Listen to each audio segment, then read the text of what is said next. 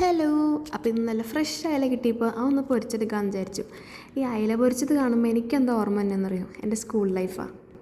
ഉച്ചയ്ക്ക് നല്ല വിശന്നിരിക്കുമ്പോൾ ചോറും പാത്രം തുറന്ന സമയത്ത് ഒരു അയല വറുത്തതും ഒരു അച്ചാറോ ചമ്മന്തിയോ എന്തെങ്കിലും കണ്ടു കഴിഞ്ഞാൽ എൻ്റെ മുഖത്തൊരു പ്രത്യേക സന്തോഷം ഉണ്ടാവും. വീട്ടിൽ അയല പൊരിച്ചതുണ്ടെങ്കിൽ എനിക്ക് വേണ്ടി അത് കൊണ്ടുവന്ന് തരാനായിട്ട് എനിക്കൊരു ഫ്രണ്ട് ഉണ്ടായിട്ടോ.